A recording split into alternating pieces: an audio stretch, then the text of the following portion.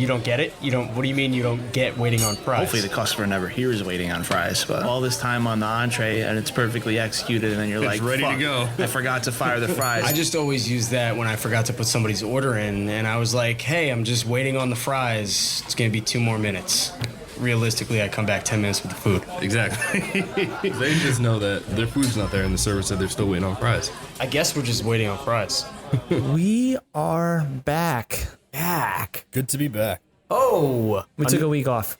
another week, another dollar, another table, another work effort, Another round of Warzone.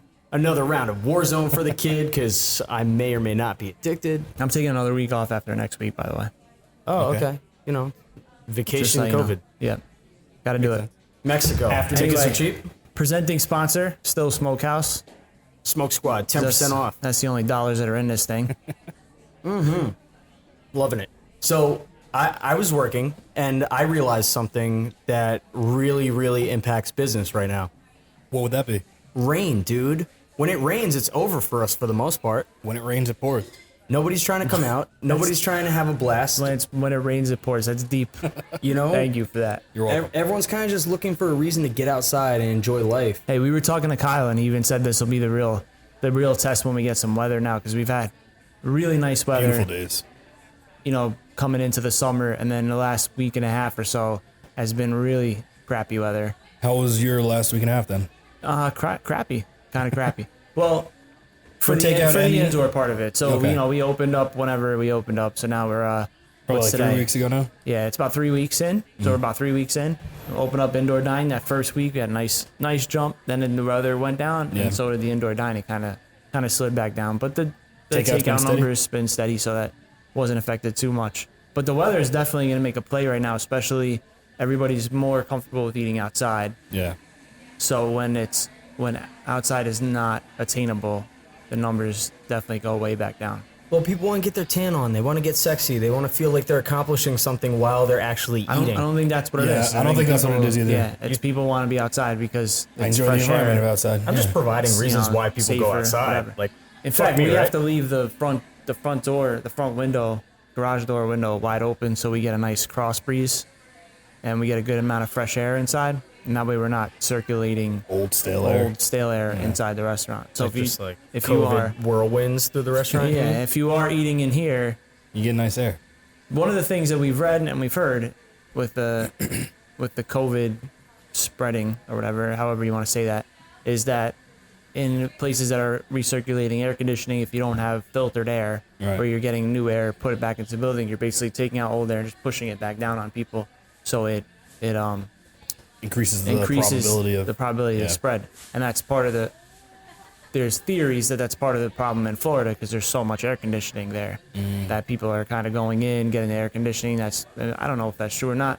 Maybe the fact that Disney World is open blows my mind. Hey man, Mickey But- Mouse needs money too. Blows my mind. But anyway, we leave the front door open to get fresh air, cross ventilation, so that we're pulling in fresh air and blowing out fresh air instead of recirculating stale air. And it just feels a little better. I mean, it gets a little hot when it's humid and rainy, but it's better than It's better than the alternative. I saw a chart that actually showed when Disney shut down originally because of XX amount of cases versus now when they've reopened Disney with now the XX amount of cases. And the difference, it looks like a Bitcoin chart. Like, it started off real small, but we shut Disney down. And now that we're at a height, we're like, yo, let's open Let's Disney go. back up. open Disney back You up. know, Yeah. let's get the money flowing. It legit blows my mind that Disney World is open. Yeah, it's kind of crazy. Completely. Obviously, they have a stock to try to defend. They and had shareholders. 15,000 cases yesterday in Florida. 15. Crazy. Florida is once again the laughing stock. wonder why. Yesterday. I wonder why. 15,000 cases. Now, At our height, we had 12,000. Yeah. and now even with these places opening up like Disney, also across Florida, you can't sit at bars anymore, and they're shutting bars down. Yeah. And it's like, all right, is Disney gonna follow and have to reshut down again as time continues going on here? It's possible. But you know, as the weather here is not going to be as hot as it once was, we're going to go into winter times. Are we still going to have people coming out to eat, or is that going to kind of just fall off as well? I mean, if your business facilitates outdoor dining when it gets colder, like you guys had those heaters out in New Row, you can make the most out of It it. is limited to though. The heaters are only going to go so far. Yeah, but Once I mean, you get even if you into- make it a comfortable environment for like 1 or 2 people, that's more than you had without it. You know, Well, you can't open for 1 or 2 people. Yeah. you're not gonna open for 1 or 2. You know, It all depends on the landscape, to be honest. And I think what a lot of people don't realize is right now we're in the summer, we're opened up halfway, we're doing moderate numbers. People are out because they feel more comfortable being out in the summer, and you can do things outside and get outside, you know, or whatever. But if we're not in a better place as far as the numbers go and the safety, overall feel of safety is by the winter time, we're gonna see some dark times in winter time. I wouldn't be surprised if we have to go back to, you know, some form of what we were in March. yeah. I just saw local to us and another spot that has multiple locations just declared bankruptcy also, Big and Olive. I didn't know that. Yep, just saw that up on the Instagrams today, just things being reported. So, you know, if guys can't hold on even right now where it is summer and people want to be out having food and they're coming out kind of in droves to get out of the house and they feel safer outside eating, what's going to happen though? Well, I mean, that's the pivot, you know, we've talked a lot in the last 3-4 episodes since we've been back about pivoting and adapting and all that stuff. And it's, you know, that's the fight we're going to have right now. We got to do that. Yeah. We can't just keep harping on the negative part of it. That's like every time we go, No. oh, this is happening. This is happening. I mean, we're in this world now. We've been doing it for 4 months. We got to stop. Everybody's going to have to stop complaining about it and learn how to live in it. Learn how to thrive in it. It's possible. It's The definitely great part possible. about our system is that you have the ability to change it up. You got to read the room, feel what people are doing, and then figure out a way to survive and, you know, capitalize on that current world. You can't just sit there and complain about everything. Nothing's gonna happen. Well, you're starting to see the numbers on the back end, and maybe some guys are looking at some type of graphs about where is it the busiest for us, where is it slowing down, where should we start applying more staff, or how can we make things easier in general. For sure. I mean, the good thing is that if you're a numbers guy, or girl, operator, if you're a numbers operator, Way to be inclusive. and you should be, right? Both inclusive and a numbers operator, Yep. right? You should know your numbers. You should see who's coming in and who's coming out and your trends and all Yeah. that stuff. If you're not paying attention to that stuff, It's impossible to make good decisions. you got to at that point. close because Yeah. you're behind the times, you know. But the good part is, about 2 months ago, 3 months ago, we had numbers based on a different world, and literally nothing to fall back on. Now with 4 months, we can start seeing some trends inside that small world, and you can kind of go back and see what's going on. So it's going to enable you, if you're paying attention, to start making decisions inside that world based on the numbers and based on the science, so that you can. Specifically, what kind of decisions are you talking about? Hours are a big one. Right. Hours are a big one, and I've noticed that. It's going to sound weird to say, but my quality of life has improved dramatically Since. since this whole thing happened. And you say that because. One, because I have not gotten the COVID virus. So my family has been healthy, Right. you know, and all that stuff. So I haven't had an actual physical decrease in quality Yes. of life. And hopefully we keep it that way, continue to be careful. But quality of life changes in terms of the pivot. It changes in terms of the pivot. What we've noticed now and what we can track in numbers is that the people are not going out as late and staying out as late and burning as long. So, you know, we used to have table times, you know, let's say theoretically we're talking about a 90-minute turn on a table or a 90-minute stay at the bar. And that would run you, you know, let's say dinner service was like 6 o'clock. You could maybe get 2 turns on the dinner and 3 turns at the bar, you know, and we're open till midnight. Right. So you get 2 turns on the floor, full turns, 3 turns at the bar, and then that last hour or so you get a couple of trickling. What's happening now is people are in and out a little quicker because they're not lingering, getting in, eating, drinking, and leaving because they don't want to stay in a place. They want to move and keep it going. So you have an ability to make a couple more turns or the same amount of turns inside of a shorter time. And that's also dependent on the way that your restaurant's set up and formulated. For sure. Where, you know, in Stanford, we have all the outdoor patios with the tents and whatnot up where people can kind of just sit outside and enjoy a breeze. They'll try to sit there for way longer than 90 minutes, in which those places have really instilled a 90-minute cap on how long you can actually stay at a restaurant and Right. sit and have drinks. So everyone can kind of get a turn and not just sit on wait lists forever. Right. And then, but the other thing is that people aren't out as late. So where we used to be open until midnight on the weekends. We're open until 10 now, and there's really nothing going on after 10. Like, we could stand here for another 2 hours. Maybe one person would come in, 2 people. And that's what we were talking about. There's like specific times when people want to eat. They've just gotten in the habit of eating dinner at 6, 7 o'clock, and that's what Eating it is. early, going out early, and heading in for the night a little earlier. And that, that's when I say it's gone to our quality of life. We can close at 10 now. Yep. We can get close to the numbers that we were doing, closing at 10, shaving 2 hours off the back end of the day, shaving an hour off the front end of the day because it's a little later also at lunch. People are coming in at 12 instead of 11. You shave those 3 hours, that's less of a work day for everybody, people. yeah. Everybody that's got to be like myself is here open to close sometimes, or Dan, our GM's here. Open to close sometimes. It's a shorter day. Closing Mondays because, realize you can kind of consolidate that. So now we're Sunday. I'm off Sunday and Monday. 2 days off consistently. That's beautiful. Shorter hours during the week. It's nicer. Yeah. Like, And then you're able to focus more when you are here because you're not feeling drained out. yeah, and- when we come in, the high peak times are high peak times, and we get in, we do what we got to do and get out of here. My energy is fully invested the whole time instead of lagging at the end. Yeah. And that's great too, in the sense that you have the ability to do it as a primary restaurant that has a handful of beers on tap. So you don't have the guys that are trying to come out at 2 a.m. and have their nightcap now. Right. So like the guys that are though in that bar industry where they do have solid actual, just like I'm a bar or a pub in that sense, those people are still coming out at those weird hours kind of. Maybe not until 4 a.m. anymore. Like you said, it's an earlier day than you would typically see. But you're still getting that weird rush at 12:30 or that 1 a.m. rush where guys are like kind of popping out. And by rush, I mean that's the tipping point, I guess, Right. of The the business apex. that actually comes out. So like everyone's involved in some different area and some different style of restaurant or bar business. So everyone's kind of seeing their own changes as the time goes on. And I think hopefully they're marking these changes down to see when and where they can save some money, or maybe where they can make a little bit more money by trying to stack that area of time where you're really peaking to get a couple more bodies into the building if you can. You just read my notes. I got secret sexy notes over here, Well, I'm just trying to stay informed. You can't read that handwriting anyway. No, I think I got it. I'll say the other night we closed pretty early on the strip, where right now the sun goes down at like 8:30 or something ridiculous almost. I'm only lightly exaggerating. But with that said, we closed the kitchen down at 7 o'clock at night. Like 7 o'clock at night is like primetime dinner for a lot of people. So let me ask a question, because this will lead into something I've been concerned about. Does Connecticut have the same rule of eating and drinking as New York does? You In have terms to of what? eat if you're drinking? Yeah. Yeah, but is anybody respecting that? No.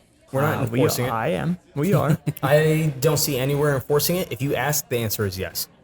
If you come into a place and you're just getting booze, then you're just having drinks. Then in my follow-up question, has Connecticut sent out the same multitude of emails and threatening letters through their SLA talking about a new task force and this and that, and making sure that people are upholding these laws and stuff like that? I haven't heard anybody say anything about Because that. New York, specifically Papa Cuomo, is dead fast amongst keeping everybody in line and keeping everybody in the rules. So we talked about it last show. Yep. We keep receiving them. Hey, reminder, this is what's allowed, this is what's not allowed. If you come in, you have to eat and drink. We can't just serve you drinks. It's just completely reminded every single week as a follow-up from the SLA. Have you heard of people getting caught breaking these rules so far? I haven't in the immediate area. No. Yeah. Not the most recent set of rules. I do know of a couple places that lost their liquor license early on for not following the lockdown rules? following the lockdown rules Yeah. and letting people in the bar and drinking when you weren't supposed to, which is, I guess, a little bit different. We were not supposed to have anybody inside, and these bars had people just sitting at the bar. They just decided to be open when no one else was. And for me, I don't really care if you lost your liquor license, because you're blatantly breaking the rules. Dude, like, we're all listening, and you're breaking the rules trying to make $1. What makes your dollar more important than mine at that point? Go screw. I don't care that you lost your liquor license. You didn't listen. But at the same time, now I'm a little peeved when we're going. We're by the book. You have to do this. You have to do that. We're listening to every single rule they put out there, and then, you see other bars and other places that are being lax and just letting things go. They're potentially ruining it for everybody. They're potentially ruining it for everybody, Yeah. and then we have to carry this torch even longer. When we're the ones trying to say, I wanted to send a suggestion to Papa Cuomo and say, why don't you put like a highlight every week and say, restaurant X is doing the correct thing. Right. Check them out. This is how you do this. And put it up. That would be an awesome highlight to have for people that are concerned. About how to follow the rules properly. And he can go out just as much as he's against it to highlight those places and like, let's commend restaurant X or whatever for exemplary performance through this. Have you thought about putting together like a document of how you're abiding by these rules to potentially help people out? I mean, we have a document in house. But I'm talking about like publishing it for No, because we used one that was already published. Fair enough. So David Chang. Yeah, that's exactly what I was about to bring up. He published a nice little handbook for everybody who was interested on how to abide by these rules. Which was awesome. Yeah. David Chang's a Momo Fuku. Yeah. Food group. And they did like this whole big thing. It was like perfectly, well thought out. And he just put it on there. He's like, listen. He put it up on Instagram. Yeah, he put it on his Instagram. He's like, links in my bio. Download it, use it. We had this whole team to develop this thing. Which probably cost him a good amount of dollars and a good amount of labor hours. But I'm sure he had the same mentality as you, as if I'm going to do this properly, at least let me show everybody else how to do it properly so we can move forward. So the resources are there for people to do the right thing. And it's annoying to some extent to when have people do the wrong thing. when we're doing the right thing and I turn on Instagram and I see so-and-so's got a packed bar, and this and that. I'm like, yo, you're not supposed to be doing this right now. Right. And this is going to lead to Florida, for us. I get what you're saying. I agree with what you're saying. But devil's advocate, how many kids cheated in class? And but nobody died when the kids cheated in class. This is true. How do we know that somebody didn't use the caterpillar the wrong way and change the fulcrum levels and kill a dude on a job site? I'm just saying, for a loose basic example. I know they're talking about boot camp. I get what you're saying. Like, I'm watching the guys break the rules all day long too, and they're just struggling just as much as everyone else to put an extra dollar in their pocket. Is it the correct thing to do? No. But also, am I kind of watching them, stay open the extra hour and kind of still abide by some rules and nobody's saying anything, so they're like, fuck it, let's stay open an extra hour? The funny part is, I'm curious to see how their numbers progress as they go forward, because what people don't realize is there's a good amount of people that actually do give a shit about, rules being followed and cleanliness and procedures being correct. And those are the people that probably won't go to the restaurants that are like, and we're early now, and maybe somebody that's like, all right, I'll go check it out. It seems like everybody's doing the right thing. And then they walk into that place and they see carelessness going on, or not the right rules being followed, or a bartender not wearing a mask or whatever. And maybe they're turned off by it and they don't say anything, but they're like, you know what, I'm not ready to go back out. Back there. Yeah. And then those numbers go down overall for everybody because they had one bad experience at someone who doesn't want to follow the rules correctly. Sure. You don't know that those people, like, you might think they're fine just because this table over here is okay with breaking the rules. That table over there is not okay with breaking the rules, right? And they're just never going to come back. Just because you're letting table 3 break the rules, you're upsetting table 1, and they're not going to come back. And you might lose them, not just during, COVID. You might lose them as a customer, period. Yeah. And I get that. The other thing I was going to say too was that when we're looking at these skews of when to stay open, when to close, there's always an argument about if you start closing early one day, then the people that are there that saw you close early that one day will always just think that you closed early that day. And you'll never be able to stay open later again. So where guys are trying to cut labor and start closing restaurants down a little bit earlier because they think maybe that there's no demand there at that point, you'll never ever get the demand there at that extra hour if you keep cutting it. Well, that's where you really got to pay attention to your numbers, though. Yeah. You can't just make a decision one day. You have to let your numbers dictate what you're doing, and then weigh the staying open versus the staying closed. If you're gonna save $200 an hour versus the $130 check you might get, then you got to make the call. But you can't make that call because last Saturday was slow. No. You have to make that call because the last month of numbers on Saturdays. The last month of numbers on Saturdays showed a trend. Yeah. And now you can make a small adjustment. And you make a small adjustment, and then you follow the trend, and then you can make another adjustment. But you can't just be like, all Saturdays are the same. We didn't have business today. know? We're now Yeah. closing down early on a Saturday. Right. And then we're getting into summer too, which, you gotta still respect the time of the years. Although, no one's really sure what that track is gonna be, whether people are traditionally the end of July. Traditionally right now is over, right? Summer's over. Everybody's gonna start taking time off, going on vacation, doing whatever, and in the real world right now, we'd be kind of In the regular world. yeah, we'd be dogging out the rest of summer, preparing for the fall, the fall boom right now. But not a lot of people, not the same amount of people are going to start the vacation like they normally would.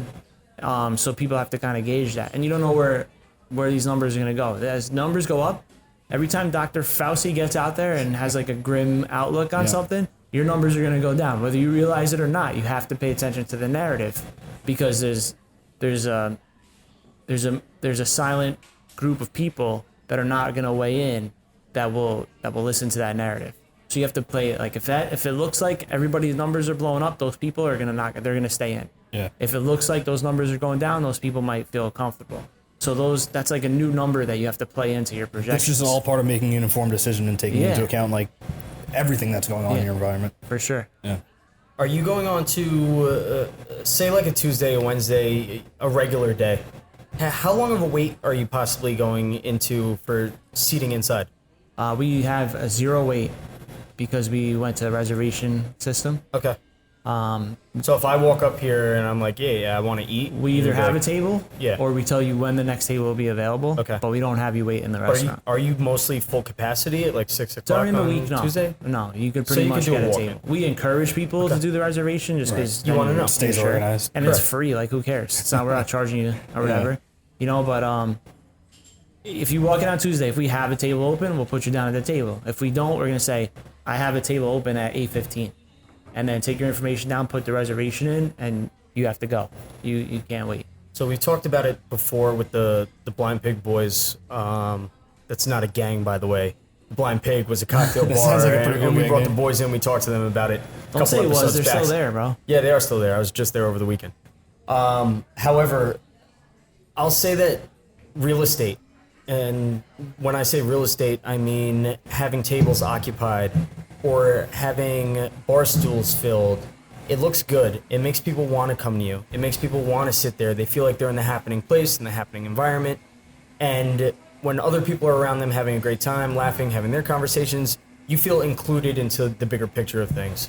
So, right now, too, where there's maybe not as many people running around and going out, and you said it before, too, Just, where when people were not allowed inside the restaurants and we're all standing around outside, you had a handful of new people that said, I live here, I've never come here before.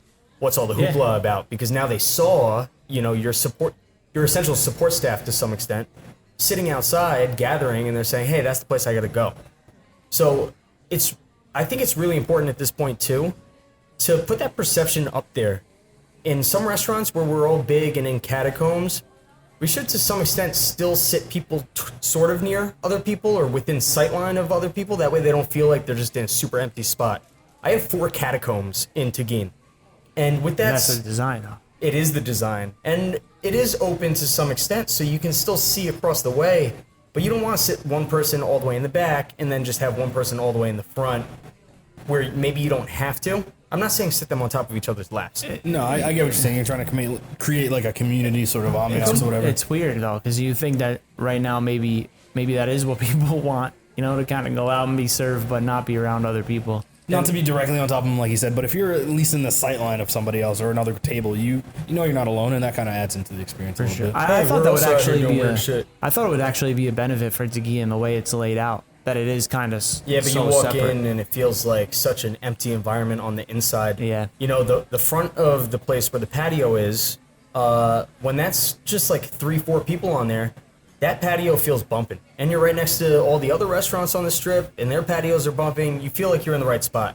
If you walk in, though, and it's super quiet, you feel weird and out of place. Like, I wasn't expecting this based upon what the outside looks like. I think we're seeing that in a lot of places, though. Because I think people are expecting that and they're not like thrown off by it. That's like just the inside is the current state of secondary things. choice right now. Yeah.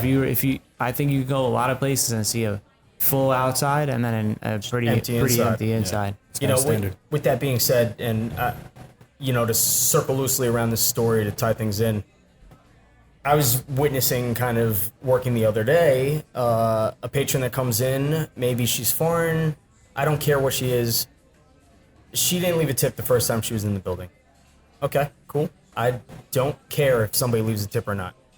To me, it's keeping the restaurant occupied, it's showing real estate, and we need that to bring more people in.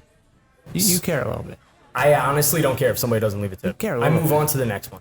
That's it. And I think you get that from the high volume bar mentality where it's like, just turn and burn, keep it coming. Maybe. If I had a table sitting here and they sat here for 60 minutes as a server, and I had a 4-table section and they didn't leave $1 on top, then yeah, I would definitely care. But that's not the case right now in this time. We're all pooling anyway, so it doesn't really matter. I was just gonna ask, are you in a pool system or not? Okay. Totally. So she comes in again another day, also doesn't leave a tip. Sorry, just to sidebar that just for a second. We were talking about pooling. When you were at, when you were at Manhattan? right? How did that pool was that a daily pool or a weekly? No, I believe it was for the week. It went For week the by week? week. Yeah. And was your pay period weekly? yeah. Okay, so it was one pay period. Yeah. Pooled up and And distributed. then, yeah, so the revenue share worked for whatever shifts you were on schedule for that period of the week.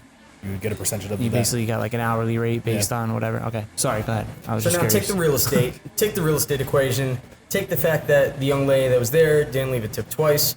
Again, I could care less. Now it's a hot summer day. We have 4 tables on the patio.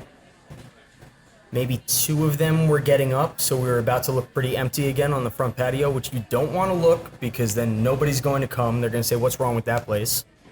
And as these 2 young ladies approach, one of them being the one that came in a few times, and her friend, who, by the way, they were both wearing adorable summer outfits, to say the least. They come to That's sit not on the really patio. pertinent information to No, the it story. is very important information because I'm selling sex here. Okay. With that said, they come. I You know know, Jay you sell sells sex. sex. Yeah. They yeah. come over to sit at a table in which the table that she wanted to sit in had 2 empty tables directly right next to it. Now, to me, all this says is, now these 2 young ladies are going to be solo at a table. They're going to sit down. They're going to have drinks, smoke a cigarette, whatever they're doing, relaxing. 2 guys are going to come in, or 2 groups of guys are going to come in. They're going to sit next to those girls at some point because they're just walking up and down a busy Avenue Street where Only everyone's if those sitting guys outside. are buying sex, right? Only if those guys are buying sex, which there's none that are not. And they would sit down next to her. So I'm thrilled because now I know we're almost guaranteed to get 2 more tables in the moment these 2 girls sit down. And I don't even care that they're not get tipped. And I know Is it. it not a good enough place to just get tables? There's no place that's a good enough place to get tables. That's not true. I We don't disagree. have to like stick a girl outside to get a table. Yeah, they're not coming to Mamaroneck. They're going to go to a city where they know that there's going to be like a bunch of chicks running around. No, but what I'm saying is the place doesn't hold up itself where it needs. Like Guys- a dude wouldn't just want to go there. No, solo guys are going out to find girls. That's what we do. You've been married for a long time. I forget, but this is what we do. It's what we all used to do. So you don't go out just to eat or drink. You go out to. Guys don't go out to just do that. Anyway, so here's what happens. I'm not gonna lie. I never went out looking for girls. Okay, anyway, so this is Not what once. happens. I know my entire game was built on the premise that I didn't have to. I love it. I love it. I just went where I wanted to go. Because you wanted to be there, not because there'd be females Yeah, there. and then you know they would just be there. just be there. Strong Armenian blood there.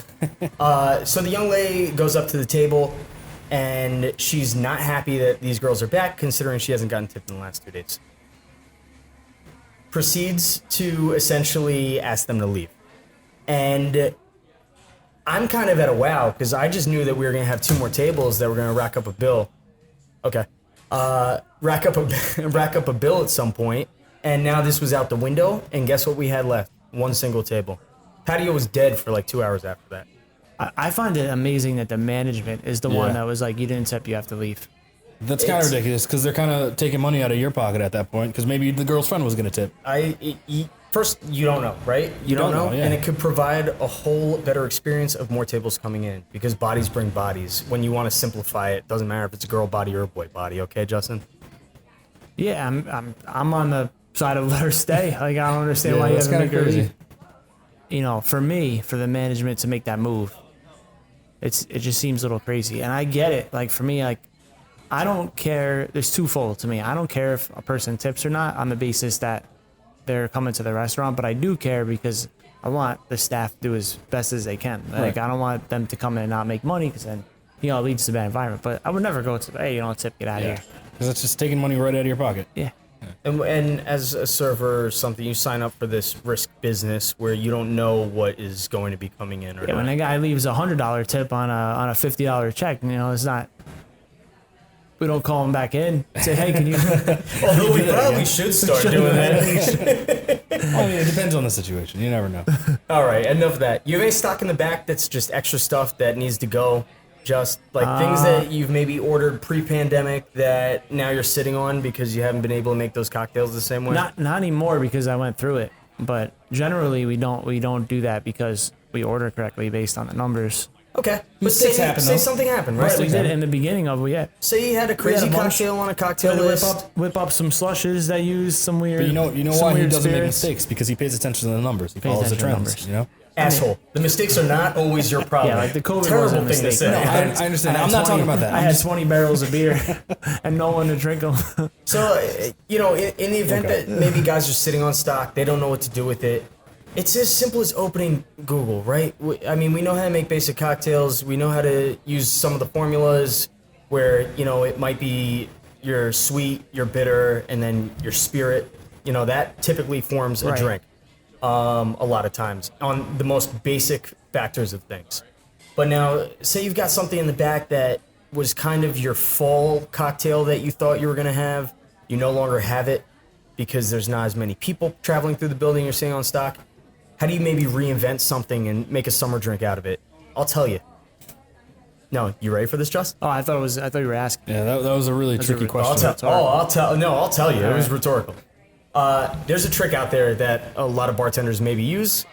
Maybe they don't know about it yet. It's the Flavor Bible. Go pick up the Flavor Bible. I thought you were gonna say Google. It's one of the most fantastic books out there as a cheat reference, just to find what goes well with something else. Is this book the I book give you that bananas. you got the blue cheese and scotch from?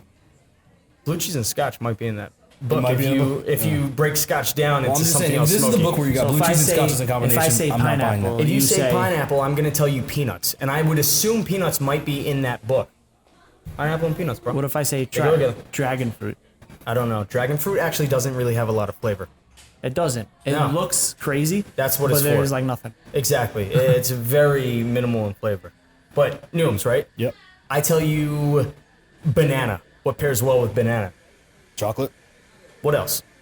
vanilla, Broccoli. Apples. broccoli. Why?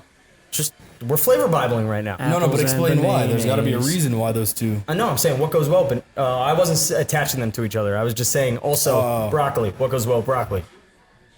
I thought you were saying bananas and Yeah, broccoli. that's what No, I'm no, doing. I wasn't doing that. I'm Judging not the flavor lunatic. Bible even more. No. But broccoli, maybe you'll see almonds in there. Chicken.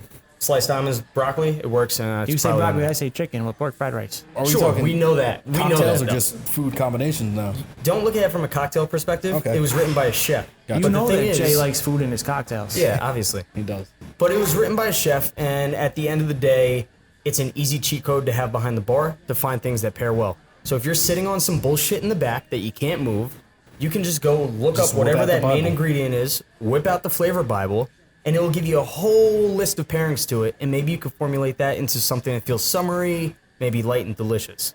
I've got to throw in for our less religious restaurant workers, there's also something called the flavor matrix, which does basically the same thing as the Bible does, but you know. And they present it where you just go into Yeah, something. ingredients, flavors, and they tell you what pairs with it, what contrasts with See? it, why it works as well. But, And you know, those cheat codes work behind the bar all the time because at the end of the day, we're the chefs of liquid, right? To some extent. Oh, Nooms just looked down on me so hard right now. I didn't look down, I looked up so I could think about what you just said. Chefs of liquid. Chefs of liquid, okay. Just call it a bartender. We do similar things, or you do Or- similar things maybe Or in the kitchen. fancy mixologist is the fancy word for bartender. I don't know why Mixologist, you gotta say Yeah, I chefs hate of that word. liquid. With He the was trying to chefs feel of liquid. included. He was trying to feel included. That sounds actually pretty damn badass. We're chefs of liquid, so You write a don't book fuck with called us. Chefs of Liquid. But Liquid do you- chefing? Have you not ever done Yo, but shit I in the agree. back of the I house agree. You gotta where look you it have up. to No, move absolutely. certain You gotta look it objects? up, pair the flavors together, Get put something creative. together. We made a bunch of slushes just to do that same thing because Yeah. slush was the hot word. So, whatever we Yeah. made in the slush was going to pour out. We could run through some inventory. take that instead of ordering new stock, take some of that back stock, and get some cash out of it. Correct. But time is, the real currency there too, where you're saving a ton of it by just going right into the encyclopedia, looking at the whole entire page of ingredients that work with that. That way you don't have to spend time testing it yourself. Is this a sponsored? No, but I should get No, that Jay, sponsorship. Jay loves the flavor I do Bible. love the flavor Bible. He's been talking about it for years. Yeah, big fan. Big fan. Not sure why, but whatever. All right, but we got, that's a way to get some things going that you might be sitting on in the back of the house. And anything summery, especially if you have an outside area, will completely sell instantly, and you'll get rid of 2 cases, 3 cases, whatever it is in the back of the house.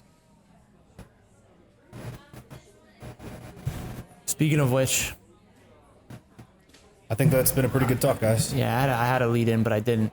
Going on vacation next week. I'm going up to Maine on Sunday. Oh, good for you. And just on Sunday to help move. Oh. That's not good. Yeah, that isn't good. But yeah. I mean, it'll be all right. I'll go You're- see my you're getting dad. out of New York. but, You're getting out of New York. see Maine, but I'm helping move. He just bought a house in Maine. Beach house. Nice. Gonna be sick. Labor Day weekend. But anyway, I'm in. week of work, 1 day in Maine, another week of work, and then I'm down ashore for the week. Go out while you're there Because and I'm take notes. keeping my vacation. I don't care what everybody else does. I'm keeping my midsummer vacation. I'm gonna pretend like I just busted ass for the last 3 months. It's important to maintain your schedule. Keep some sense of normalcy to it all. You know what I'm saying? So next week, double episode. Oh shit. Algorithms? Algorithms. Good talk, guys. See you out there. Don't forget to smash that like and subscribe button because algorithms.